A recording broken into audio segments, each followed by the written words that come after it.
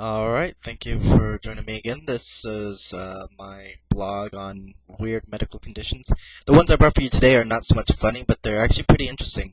The first one I chose for you is, this one actually goes out to all you Vampire Craze fans, the Twilight and True Blood, all that crap. It's called porphyria, and it is a blood disorder. And what happens is that an enzyme deficiency causes the body to produce, or overproduce, a chemical that's in your blood called porphyrin. And when this happens, it turns your urine a purplish red color. And for those of you who don't know, the blood inside your body is a purplish red color. So often the people think they're peeing blood.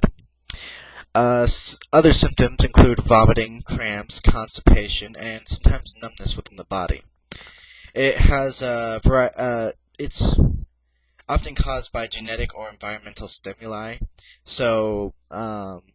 And what I mean by environmental stimuli is if you have the gene for this particular disorder and you take a drug that messes up your body's enzyme production, voila, you have porphyria. There is a more extreme there's a more extreme version of this particular disorder. It's called the vampire's disease. And what happens in the vampire's disease is people suffer all of the aforementioned symptoms, but they also suffer from an extreme sensitivity to light. Hence vampire's disease. The next disorder I chose for you is called Alice in Wonderland syndrome. Now, Alice in Wonderland syndrome basically causes the patient to suffer an extreme shift in perception. Whereas we perceive things as they are, they will perceive, say, a person or an object much smaller or larger than that person or object actually is.